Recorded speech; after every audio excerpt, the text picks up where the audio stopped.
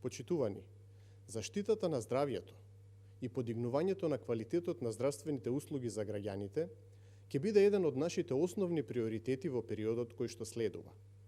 Како држава, во моментов, според сите параметри од релевантните и реномирани европски и светски институции, сме оценети како земја која што се уште се води како ризична зона во однос на исходот од справувањето со корона кризата.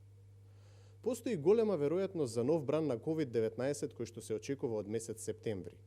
Од тука, можна е важно да имаме влада која е посветена и знае како да се справи со потенцијалните предизвици.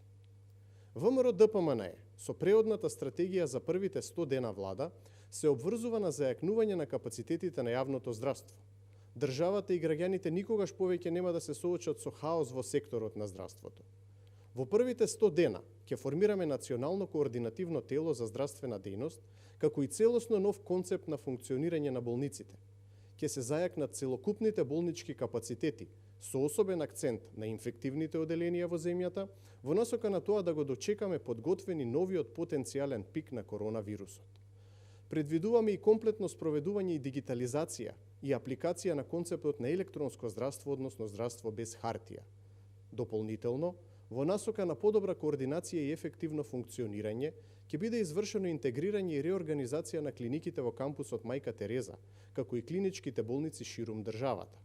Ќе имплементираме целосно нова методологија на тестирање, која ќе опфати тестирање на критични точки, со мобилни тимови на терен, тестирање по случаен примерок, серолошки тестови за откривање на граѓани кои што веќе стекнале имунитет на вирусот, како и зголемено широко тестирање на контактите на заболените со COVID-19. Со цел на зајакнување на капацитетите на јавното здравство, планираме и вклучување на младите лекари и специјализантите во борбата против COVID-19. Во првите 100 дена, сите здравствени работници ќе добијат еднократна надокнада од 50% од нивниот личен доход како награда за справување со корона кризата. Исто така, во првите 100 дена, вработените на инфективната клиника и ГОП 8 септември ќе добијат дополнително една плата како бонус за надчовечките напори кои ги вложуваат во борбата со вирусот.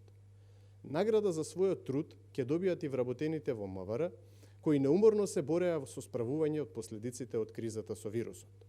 За да се обезбеди применето и споредбено искуство од други земји, ќе повикаме и искусни тимови на колеги од странство, кои врз база на своето успешно справување со коронавирусот ќе ни помогнат во справување со кризата и кај нас.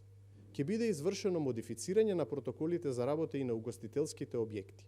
Дополнително, ќе се изработат и протоколи за заштита и во другите дејности, како спортски, фитнес сали, внатрешни делови на рестораните, стопанските дејности кои во моментот не функционираат, а се со цел постепено отварање и ставање во безбедна функција и на овој бизнис сектор. Помош ќе има и за компаниите, со цел да не се јават нови кластери како тие во конфекциите во Штип. За таа цел се предвидени средства за дезинфекција, маски, како и помош при безбедно спроведување на процедурите за транспорт на работниците и превентивен скрининг на вработените. Време е да ставиме крај на руинирањето на здравствениот систем. Време е за обнова. Исправи се, Македонијо. Одбери обнова.